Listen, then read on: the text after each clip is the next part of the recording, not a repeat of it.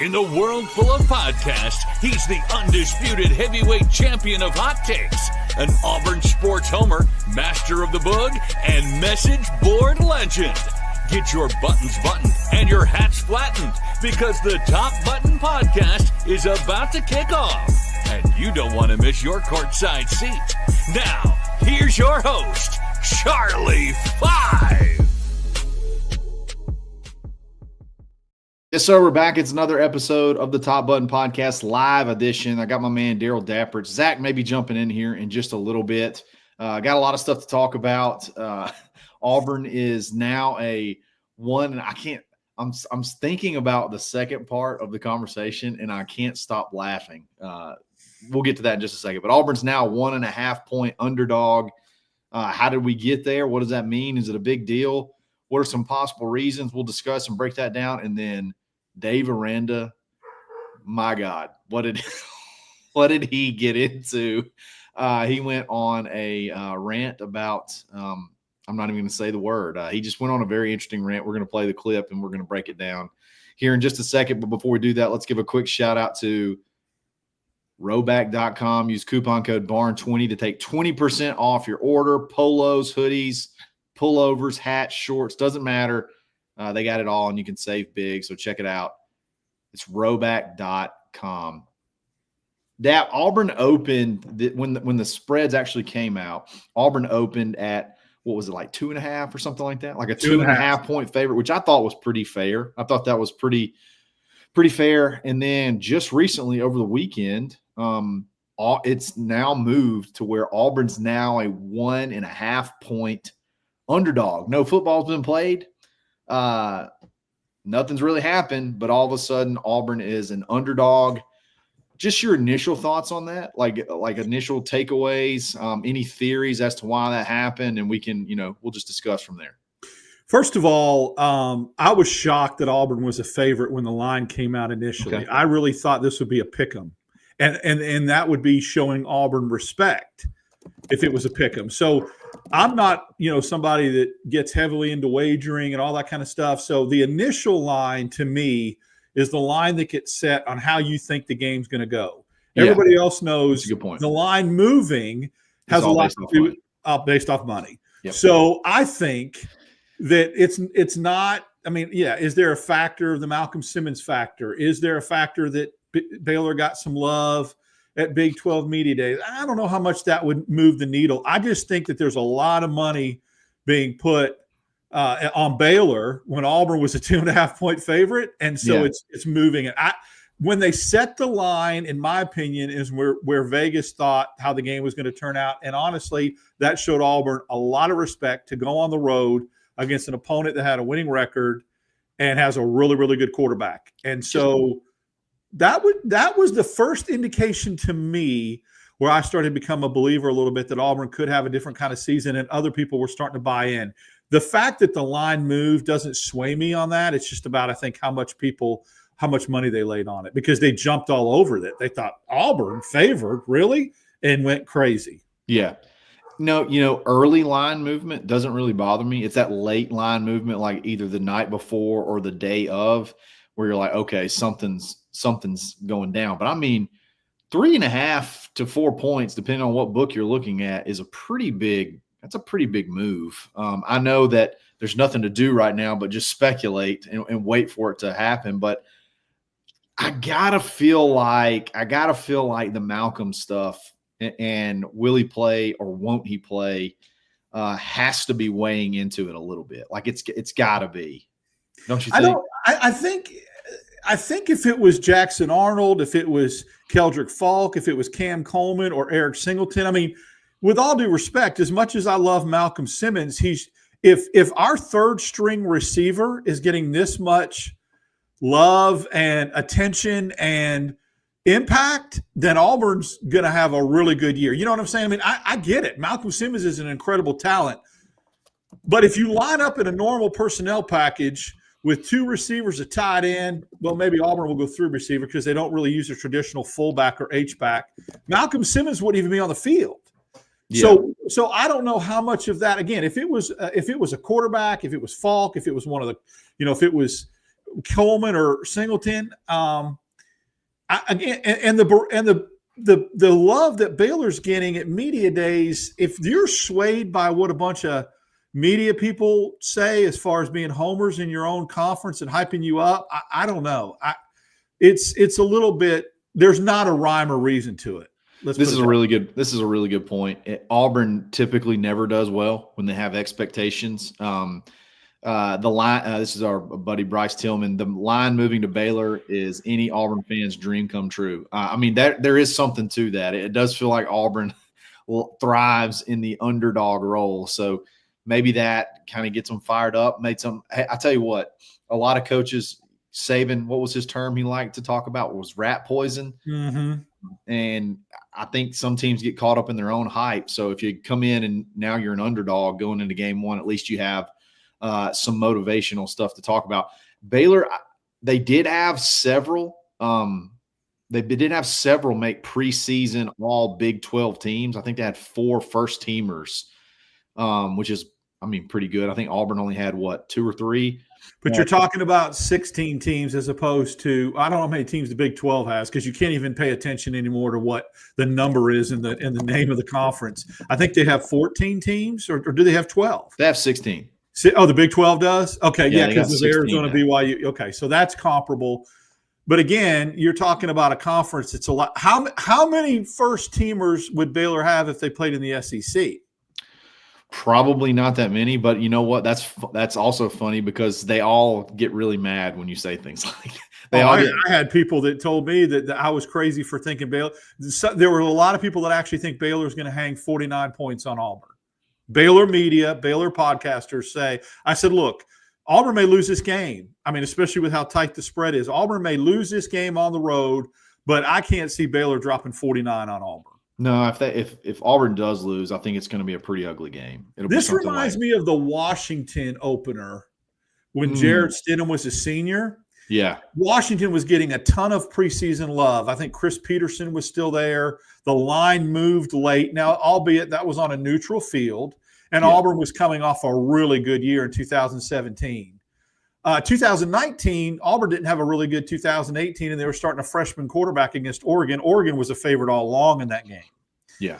So there's precedence, and I think somebody made a great point about how Auburn's 12-2 in season openers, just losing to Clemson. Beat Louisville, beat Washington State. Oregon, Washington. You just mentioned those. Washington beat Oregon. There was a year Alabama A&M took it on the chin. Let's go. There was a year that we beat Kansas State. I was at that game. That was a really, really good game. Kansas State was getting a lot of love out of the Big 12. Was that the first game? First game. Freeman. They had that big kid. There was a sack fumble right there at the end. Yes. Yeah. It was Auburn won that game, and that was Muschamp's first, I think, game as a defensive coordinator. 06 or 07, something like that. 07. Yeah.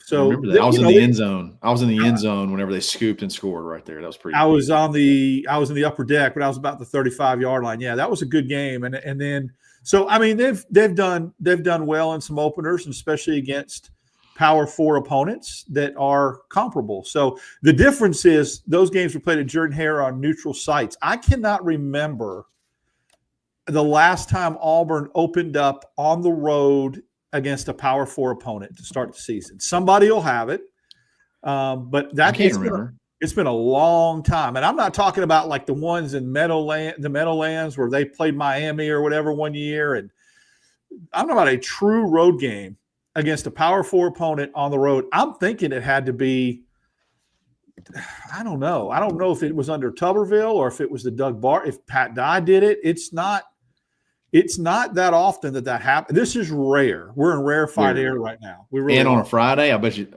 Not only on the road against a Power 4 team, but also on a Friday night.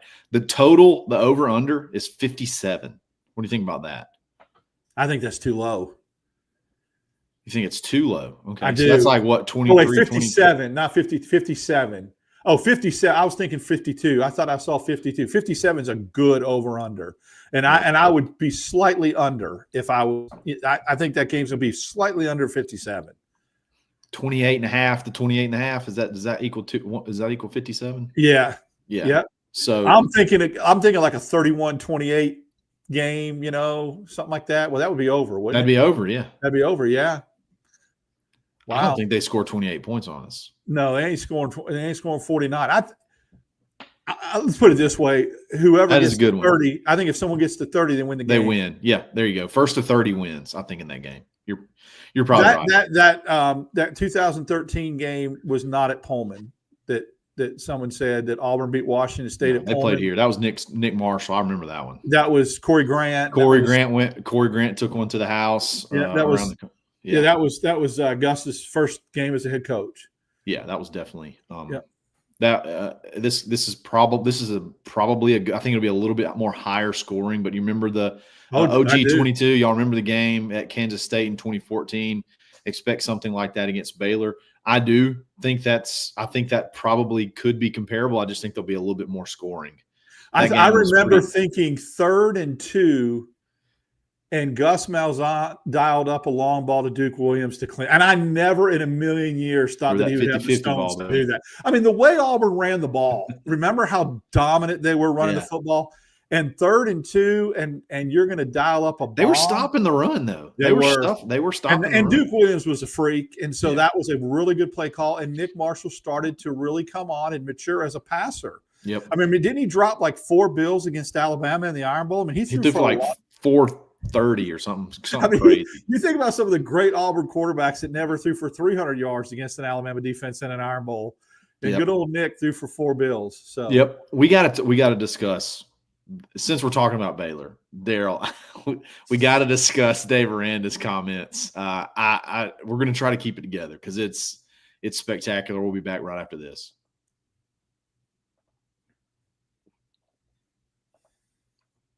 All right, I got the video. You have it queued up? I got the video queued up. I don't know if this was this at their media days? You want to throw out a disclaimer, like something that says we do not condone. Yeah, whatever that little language. This is not indicative of the Barnes' feelings or thoughts, or But I mean, it's got to be talked about. I mean, there's an angle. There's an Auburn angle to this that I want to discuss when we get through. I've watched this no less than 100 times.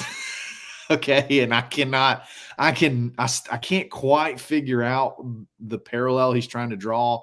I'm just going to play it, and then we're going to react. There's a scene in The Wolf of Wall Street where they're talking about throwing midgets, and it's like, hey, this midget, can he roll there? And you go, no, he doesn't roll. You throw him. You know what I mean? And they're made for throwing. And then after a while, they start talking, and they go, well, you know what? I think if you start talking, they may think they know we're making fun of them. The midgets may think that we're making fun of them. So then I'm gonna start, they may get mad at us. And then the guys go, well, what we need to do is make them think they're one of us. And they go, one of us, one of us. And I think that's the thing with coaching, call it recruiting, is it's that way. They talk about acquiring players, getting rid of players, just like that. And the whole thing underneath all that is they make them think they're one of us. You know what I mean? And it's like, but I don't know. Do you have to do that to win? That sucks. Yeah. My gracious. First of all, I've never seen a head coach be so inarticulate in explaining a scene. Like he couldn't even. He couldn't articulate the scene. Like if you never saw the movie, you would have no clue. He did not do a good job of describing it at all. He lost his train of thought. He was so passionate. He's pausing because he's walking it back.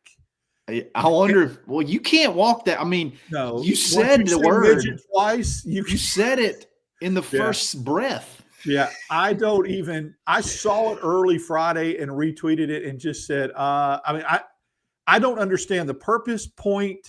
It's confusing to understand. If you've never seen the movie, he butchered the scene. Totally. This is so okay. So this is even worse. He's at the Texas High School Coaches Association convention, which is a lot of guys that at least it's not media day. It's not a politically correct environment. Let's just be honest. A bunch of good old boy Texas coaches. It's not. It's probably where he felt like he could let his hair down a little bit. But look, here's the thing. Before you get into that, I know where you're going to go with this. Yeah, go ahead. And I want you to go into that. But here real quick, okay? So he's asked basically about how hard it is, how difficult it is to recruit players in today's landscape of college football. And that's what he went with, okay? There have been – how many movies have been made ever, Dap? Like a million, maybe? I mean, there are unlimited movies, okay, that you could have taken a scene out of, and that's the one he went with. Not only – it was like it was prepared. It was like he didn't check up. I mean, that's the first one he went into, and he launched into – the talk, about the word that we're not going to that I'm not going to say that he launched into that right off the bat. I'm appalled that that's where he went to start off with. It's amazing. It's so freaking hilarious that that's what he went with. I've watched it no less than 100 times. His passion, he's very passionate. It's preaching. He feels like it's preaching. Like it's. You know what? We've got to bring these guys in and then make them think they're one of us. So here's my question: is that not what recruiting's always been? Recruiting's always been tell them what they want to hear and get them here. Just get the kids on campus. Is that not what recruiting's always been? It absolutely is. And to your point about movies, to make comparisons, I mean, I think of like the Blue Chips movie with Nick Nolte, where they fall into the dangers in the pit of giving these kids whatever they want, or the movie like The Program, or, there's just so many different analogies that he could have made. And he goes with that. And I mean, he said it 4 times. I don't even know how you draw a conclusion to that. I mean, I don't even know how the parallel comment that you made, like there is nothing that correlates with that, the one of us thing. But like, if he talks to recruits that way and says, "Hey, we want you to be one of us," and do you remember that scene from The Wolf of Wall Street? I mean, that's a great question. Now, if you're a recruit, do you think he's just lying to you? If you're a recruit and you look at that, you think that there's something not quite right. I mean, I'm sorry. I looked at him and said, there ain't something right. I'm like, is he under the influence? I mean, of something? I mean, he just didn't. Something about that was like way off. And so, go ahead. Go with your Auburn angle here. This is what it does make sense. It does make sense. I went and I did a lot of digging just to kind of see like what the Waco writers and like Dallas, Houston. There was a couple local things, podcasts, online things, but Hugh Freeze gets crucified and skewed over the coals for golfing. Big Daddy Dave Aranda talks about little people in a movie. And there is nothing. Could you imagine if I'll quote the great Zach Blackerby. Could you imagine if Hugh Freeze stood up there and said what Aranda said? They'd say he was on drugs, that there was something medically wrong with him. The guy plays golf and gets absolutely ripped. Aranda says probably one of the most politically incorrect things you could say. 4 times. 4 times. I mean, I don't even know if this happened at Auburn. Oh, you'd be fired. Goodman would be at his house with pen and paper. They'd have fired Hugh, I think. Paul Feinbaum would dedicate a whole show to it. Oh, yeah. Anybody would come out of the world, and he gets absolutely ripped for golfing, and this guy's talking about, I can't even say it because I know you don't want to say it. But this is so true. NH3425. It was like Ricky Bobby. Like when Ricky Bobby can't off Talladega Nights, like he can't get his thoughts out. That was a Ricky Bobby moment. That that describes it absolutely perfect. I'm with you. Goodman, you just named him. Jeff Goodman just put out an article basically chastising Hugh because he hasn't talked about the Malcolm situation yet. And we haven't either because it's still an ongoing investigation. What do you want him to say? Well, Zach and I got called out on X about it, and there was somebody that even used the word cowards, and I just, there's no need to get that person doesn't know me. You look stupid when you start commenting on things that are criminal investigations when it flips and changes a month later. And I get it. I mean, the whole Brandon Miller thing, I said the same thing. I was like, you knew that there were people there. That's different. And so that's why he had to comment when he did. But I don't know. I mean, I think it's a criminal investigation, and until all the facts come out, and then once the facts come out, there'll be plenty to say. Trust me. There'll be plenty of opinions to be shared one way or the other. So you look foolish when you try to – and again, you and I aren't in court. We're not attorneys. We don't know what's going on in I mean, Hugh Freeze probably has a pretty good idea, but it's probably been told, don't comment. Don't comment. Don't say a word. Yeah. I mean, his court date is first 2 weeks of August, something like that, August 13th. I assume we'll probably know some stuff by then. I mean, we may know some stuff before then. You just can't. That's not something you really. I mean, what is he supposed to say? I mean, but to your point, that was an article that's out right now. That's an article that's out right now, and there's very little blowback whatsoever at this day. Well, guess what? I'm going to give you a little bit of a sneak peek, something for you to look forward to. Okay. Right now, fingers crossed, because of the situation that I have going on at work, I'll more than likely be covering the Baylor game. Yes. I am really, really, really tempted to go into the Dave Aranda post-game press conference and not to Hugh Freeze press conference and just raise my hand and say, Coach, from an Alabama perspective, from an Auburn perspective, tell me what you were thinking when you made the comparison from Wolf of Wall. I would love to hear what he said to that answer. Like, man. And if they lost, if Auburn wins that game, especially, but I don't know if he'll get pressed on that. Maybe he will. Maybe when they start fall practice and he's at the press conference and they talk about fall practice, maybe a reporter will ask the question from Houston or somewhere like that doesn't care about Baylor, right? An Austin reporter or somebody. Well, I wouldn't say Austin because they're not going to be there because they're from the SEC, but Houston's in the Big 12. Maybe a Houston reporter will have, we'll ask the question and see. Yeah, we need to brainstorm what that question. And I think and it has good to luck, be Walker White, for going to play for Dave Aranda. Good choice. Oh my gosh, I didn't even think about that. Oh, Carter did. There you go. Carter's C109. Good call. Yeah. I don't know. I we need to think about that. If Auburn blows Baylor out, there has to be some sort of joke question that we come up with. I'll go in there and do it. I will. I mean, this is funny. Tim the Toolman Taylor said you might be risking your credentials, but it'd be a hell of a way to go out. I don't think I would risk them. I think that seriously, I don't think you'd never be able to go to an away game. If I was respectful about it, the way I asked it, and I can come across. There's no way to be respectful. There's no way to be respectful. I asked Lane Kiffin why he hated Auburn so much and took shots at Hugh Freeze on Twitter all the time. I mean, he was, but. I don't know. I think it would be fun. I think it would be a lot of fun just to see his response. But I think by the time Auburn plays Baylor, this is going to be addressed. You know what's funny? It's not funny, but then you go back and you think about was it earlier in the year? Earlier this year when some Mike Leach story came out, it was kind of like he had wanted to have. That's a true story, by the way. A small person on his team so they could actually throw him over the line. I think Aranda saw that and went, that might be a good idea. Let me make a parallel between that person and recruiting.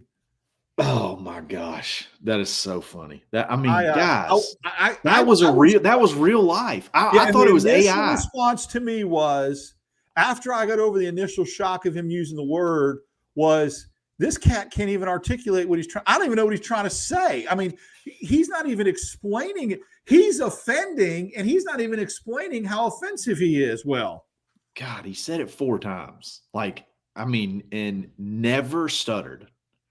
He stuttered a lot, but not when he said that word. He was so. I'm going to tell you this. I don't do this a lot of times because I know you pull them up. But this Rocky Dill comment at 8:24 is golden, and I'm telling you. He's exactly right. They need to get a reporter or a journalist. And could you imagine if they sat him in the front row, how uncomfortable Aranda would be when he sat down at the table? That was a good one. I mean, that was real. I legitimately thought it was AI the first time I saw it. Like I was like, oh yeah, you know how they do that thing where they'll make a coach say something and it's a voiceover. And it's not really the coach, and they're like, AI can do it now to where it's the daggum coach's voice. Yes, I thought for sure it's AI. Yeah, it's not. There are many articles over it, so it's that's fascinating, man. Auburn's got. I mean, obviously, camp starts this week. We're going to get a little bit of information, and it's basically, hey, you're starting to get ready for the first game. I mean, you're what, 4 weeks out, 5 weeks out now, 5 Saturdays away, I think. Yeah. And you start practice this week. So you're going to get ready to go see if you can prove that spread wrong. And I know what we said earlier, the money's what makes it move. And I would imagine it'll probably move back. I think back by the time we put total leather, it's going to be a pick 'em. I saw it and I had to divert my eyes away from it because I wanted to stay professional and not laugh. But that is classic. Yeah. Keep Kalen Tuscaloosa says Hugh Freeze's post game. We won for the little guys. That's so man. Awful. All right, guys. That was fun. That was electric. I knew it would be. The comments were great. We couldn't even throw all of them up there because they're great. I'm just going to say they're great. If you're reading the live comments, you're having a ball. So, Dap, thanks for joining us, man. We'll get a lot of practice coverage. Y'all need to sign up for thebarnauburn.com. You'll be catching up with a lot of stuff. Dap contributes there, as well as the practice notes that we have whenever practice does kick off, and then recruiting and all that good stuff too. And then we'll be back again soon. Dap, appreciate you, man. It's another episode of the Top Button Podcast. Stay buttoned. Thanks for listening, and drive home safely.